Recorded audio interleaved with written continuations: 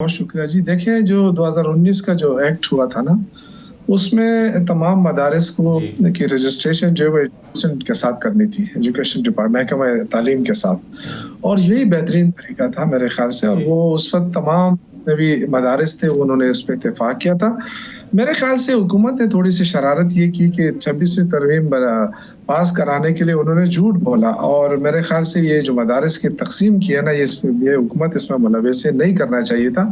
Clear cut stance लेना चाहिए था इनको कि जी ये काम हो चुका है, और 17-18 हज़ार मदारिस रजिस्टर हो चुके हैं। अब कैसे उसको रिवर्स करेंगे? कैसे उसको ऐसा हो सकता है कि एक मुल्क के अंदर कुछ हाँ। मदारिस के साथ एक जैसा सलूक हो, दूसरों के साथ दूसरा सलूक हो।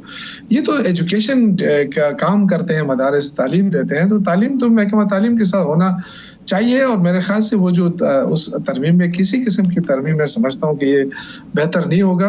हुकूमत को झूठ नहीं बोलना चाहिए था, बस उसको कहना चाहिए था, लेकिन चूँकि हुकूमत को इस्तेमाल करना था, मौलाना को वोट हासिल करना था आईनी तरमीम के लिए, जी। तो उस वक़्त उन्होंने बोल दिया। मौलाना आप साहब कह रहे हैं कि एक दफ़ा मौलाना नहीं, इतने सादा हैं कि इस्तेमाल हो गए। मौलाना इस्तेमाल हो गए। मौलाना कब इस्तेमाल नहीं हुए? मौलाना आप देखें, पीडीएम के सरबराह बनाया गया उनको, और उनके ज़रिए हुकूमत ख़त्म कराने की कोशिश की गई, और फिर सारा स्ट्रीट पावर तो मौलाना के पास था ना, और उन्हीं के लोग खड़े होते थे, उन्हीं के लोग होते थे। मौलाना के हाथों इस्तेमाल हो गए। ये मेरे ख्याल से मौलाना के साथ थोड़ा-सा धोखा हुआ है। अब उनको समझ जाना चाहिए कि इस हुकूमत के साथ आप जो भी करें, ये आपको एक्सेप्ट नहीं कर रहे हैं।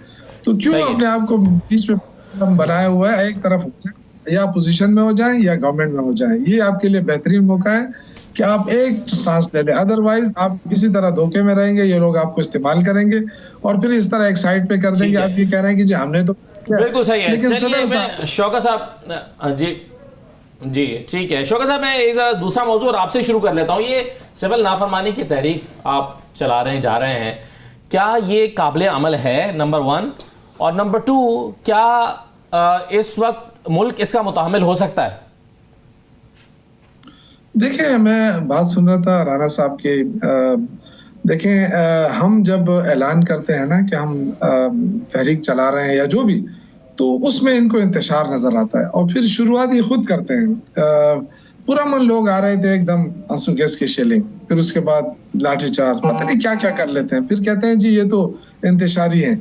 ये खुद जो है ना, इन्होंने इनकी तारीख देख लें, सुप्रीम कोर्ट पे हमला भी किया, फिर ये जो पिछली उसमें जो है ना, ये रेड जोन में भी दाखिल हुए, फिर उसके बाद इन्होंने तकरीरें भी की।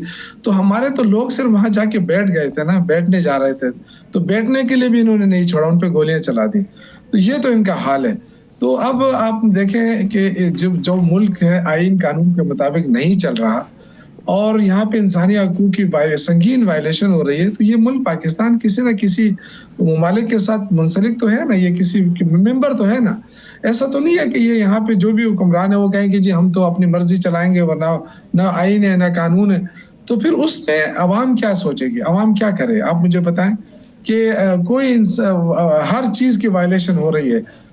बेगुनाह सियासी कारकुनों को जेलों में डाला जा रहा है। अगर कोई आवाज भी उठाता है कि जी महंगाई है, तो उनको भी बिल्कुल सही है। आप ये कह रहे हैं कि एहतजाज करने देते तो सिविल नाफरमानी की तहरीक ना चलानी पड़ती, लेकिन अगेन वही क्वेश्चन तो फिर वही है ना कि आप चला भी सकते हैं या नहीं, ये कर सकते हैं या नहीं कर सकते। भाई आज भी कह रहे हैं कि मुज़ाकराती कमेटी बन गई है, ये मुज़ाकरात नहीं करना चाहते, ये संजीदा नहीं है। बिल्कुल सही है। तो हम कहाँ जाए?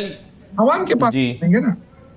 बिल्कुल ठीक, बिल्कुल सही है, बिल्कुल सही है। सर, राना साहब वो ये कह रहे हैं कि अगर आप एहतजाज करने देते उस रोज़ तो सिविल नाफरमानी की तहरीक न चलानी पड़ती। ये देखिए, उस रोज़ को तो अब सब जान चुके हैं, और ये बदतरीन तरीके से एक्सपोज हो चुके हैं कि ये एक वायलेंट प्रोटेस्ट था। ये प्रोटेस्ट नहीं था, और ये पूरी तैयारी के साथ आए थे। साहब, अभी all parties conference peoples party ने की थी, गवर्नर साहब ने की थी, उसका मौजू भी कोरम था, उसमें भी तहरीक इंसाफ ने शिरकत करना मुनासिब नहीं समझा। तो आप बाकी हुकूमती जमातों का ख्याल ये है, और जो खैबर पख्तूनख्वा की अपोजिशन जमातें हैं उनका ख्याल ये है कि आपकी तवज्जो अपने सूबे के मामला पर नहीं है, आप बार बार विफाक का रुख करते हैं, और फिर आप सिविल नाफरमानी की अब कॉल देने जा रहे हैं। देखिए, ये मेरे ख्याल से सिर्फ ये डी चौक से तवज्जो हटाने के लिए इस तरह की बातें कर रहे हैं, वरना कुरम का जो मामला है जो भी है उस पर अल्हम्दुलिल्लाह अगर सीज फायर कराई है तो वो अली अमीन गंडापुर साहब की मेहनत से कराई गई। फिर उसके बाद जो 125 रुकनी जरगा किया है, अभी तक बैठा है, तीसरा दिन है, और वहाँ जो कोशिशें हो रही है जरगा के थ्रू पे, ये कोई इस तरह नहीं है कि डी चौक में आप फौरन ताकत इस्तेमाल करें, लोगों को मार दें कि ये इधर चले जाए, इधर चले जाए। हम अपने लोगों को तो नहीं मार सकते हैं ना रियासत के जरिए।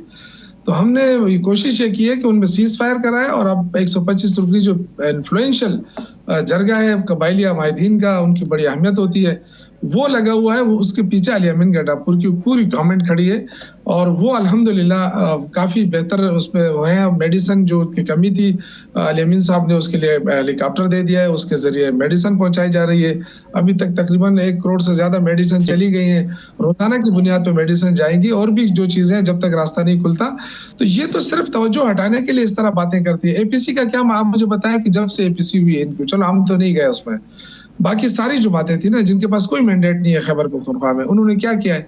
ये होना तो ये चाहिए था कि जो 125 रुपये जरगा के अलावा तो कुछ हो नहीं सकता। और ये सबसे इम्पोर्टेंट जरगा है, ग्रैंड जरगा, जिसको कबाइल समझते हैं, जिसको अहमियत देते हैं, वो तो होना ये चाहिए था कि उसको सपोर्ट कर देते। ये सिर्फ जो है ना, ये चिंगारी लगाने के लिए बैठे हैं और खुद कुछ कर नहीं सकते, दूसरों को छोड़ते नहीं। आपने दहशतगर्दी की बात की, ये मुझे बताया कि दहशतगर्दी में इन्होंने क्या किया है, ये कितना इन्होंने सपोर्ट दिया है खैबर पख्तूनख्वा को?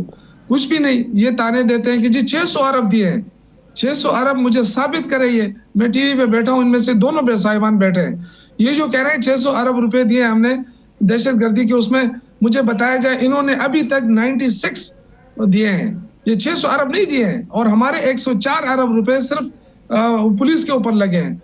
तो ये बात करना कि जी हमने खैबर पख्तूनख्वा को पैसे दिए, मैं इनको चैलेंज करता हूँ, ये मुझे बता दे, ये आपके वतासत से मैं चैलेंज करता हूँ इनको। ये कह रहे हैं कि 600 अरब मिले खैबर पख्तूनख्वा को सिर्फ दहशतगर्दी के मद में, लड़ाई के मद में, हमें सिर्फ 96 अरब मिले, और 104 हमने सिर्फ पुलिस के ऊपर लगाया। तो ये ताने ना दिया करें, एक तरफ ये ताने देते हैं जैसे कि अपने कोई जेब से देते हैं। हाँ, जो हमारा हक बनता है उसके अलावा हमें बताया कि इन्होंने कितना दिया है। जो कबाइल एरिया के जब ये सिम हुए थे, उस वक्त जो वफाक ने वादा किया था कि हम देंगे, उसमें से इन्होंने कितने दिए बताए ना जरा। 60% में चलिए ये तो आप पहले इसका जवाब देना चाहेंगे। मैं इससे बात कर रहा था, वो कह रहे थे कि जी उस वक्त के हालात और अब के हालात में बहुत फर्क है, अब के हालात और वो है, कोई इनके साथ निकला नहीं है। आपने शौकत साहब सुना कि राणा साहब कह रहे हैं कि शराइत के साथ अगर आप बातचीत करना चाहेंगे तो कोई बातचीत नहीं होगी, कैटेगोरिकली धमकियों के साथ नहीं होगी। इन्होंने तो फैसला किया हुआ है ना पीटीआई को क्रश करना है, वरना देखें आजाद कश्मीर रिसेंटली लोग आए, वो शराइत के साथ आए।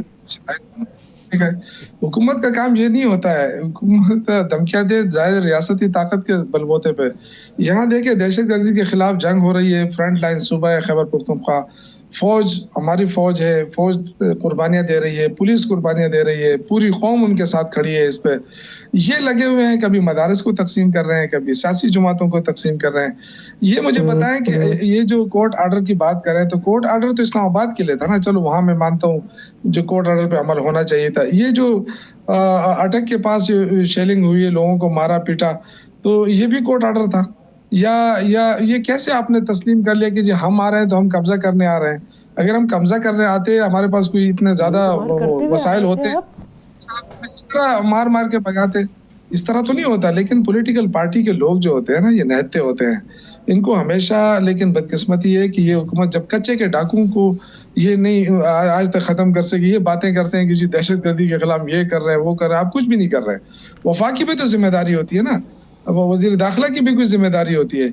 आप बताएं ना मुझे कि बलूचिस्तान की दहशतगर्दी के खात्मे में आप सब कुछ आपने फौज पे छोड़ दिया, वो लगे हुए हैं, कुर्बानियां दे रहे हैं।